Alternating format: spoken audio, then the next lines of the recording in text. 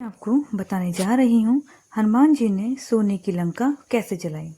रामायण की कथा के अनुसार जब हनुमान जी लंका पहुँचते हैं तो उनके कानों में सबसे पहले श्री राम नाम की ध्वनि पड़ती है।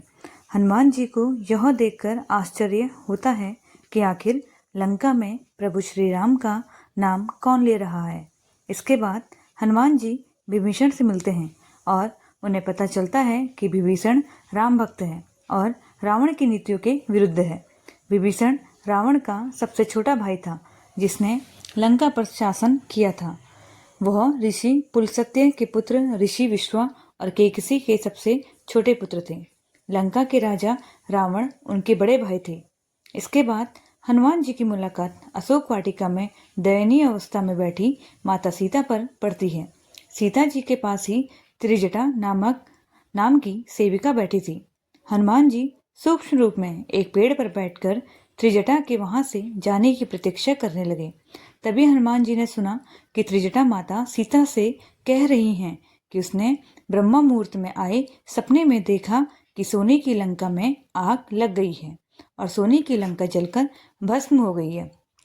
इसका अर्थ यह है कि प्रभु श्री राम ने लंका पर विजय पाकर जल्द ही रावण का वध करने वाले हैं। त्रिजटा ने माता सीता को भरोसा दिलाया कि ब्रह्मा मुहूर्त में आया यह सपना भविष्य का एक संकेत हो सकता है। त्रिजटा की बात सुनकर माता सीता को उम्मीद नजर आई कि जल्द ही उनके दुखों का अंत होने वाला है। पेड़ पर बैठे हनुमान जी भी ये बातें सुन रहे थे।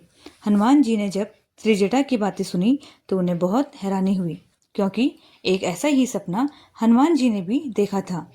हनुमान जी ने सपने में वही सब देखा था जो त्रिजटा ने सीता जी को बताया था। हनुमान जी को इस गुप्त संवाद में लंका जलाने का समाचार मिला। इस संवाद के माध्यम से हनुमान जी समझ गए कि प्रभु श्री राम लंका दहन का संकेत दे रहे हैं, जिससे कि रावण का अभिमान टूट सके। वहीं लंका दहन से देवी पार्वती का श्राप भी जुड़ा था, जिसे इस त्रेता युग में सिद्ध होना ही था। हनुमान जी को अब स्पष्ट हो चुका था कि प्रभु श्री राम उनसे गुप्त संवाद करके क्या संदेश दे रहे हैं।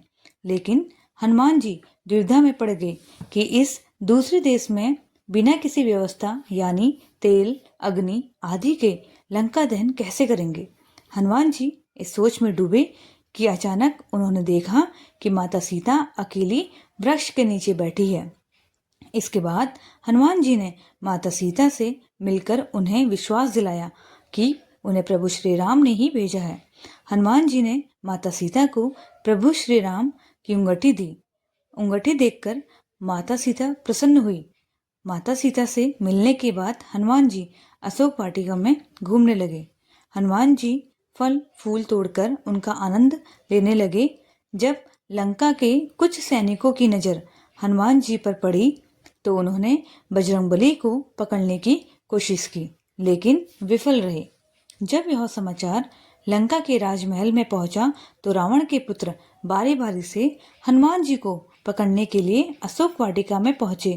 हर तरह से खुद को असफल होता देखकर मेघनाथ ने ब्रह्मास्त्र का प्रयोग किया। ब्रह्मास्त्र का सम्मान करने के लिए हनुमान जी ने उन्हें ब्रह्मास्त्र को नमन किया और खुद ही पेड़ से टकराकर नीचे गिर पड़े। इसके बाद हनुमान जी को पकड़कर लंका की राज्यसभा में पेश किया। राज्यसभा में उपस्थित किए जाने पर हनुमान जी ने रावण को बताया कि वे एक दूत हैं और प्रभु श्री राम का समाचार लेके आए हैं।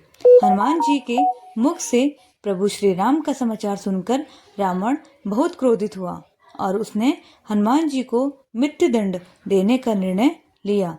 यह देखकर सभा में बैठे विभीषण ने कहा कि एक दूत के साथ ऐसा व्यवहार करना मर्यादा के विरुद्ध है। ऐसा करने पर कई राज्यों के राजा भी रावण को सम्मान की दृष्टि से नहीं देखेंगे। यह सुनकर अभिमानी रावण मान गया। इसके बाद रावण का अभिमान उसके सिर पर चढ़ गया और उसने हनुमान जी की पूंछ में कपड़ा बांधकर आग लगाने के लिए कहा। इसके बाद जैसे ही हनुमान जी की पूंछ में आग लगाई गई। हनुमान जी ने पूरे वेग से उड़ते हुए पूरी लंका में आग लगा दी। हनुमान जी ने मन ही मन मुस्कुराकर कहा, प्रभु, आपकी जो भी इच्छा होती है आप उसे किसी तरह पूरा करा ही लेते हैं। जय श्री राम। जय श्री राम।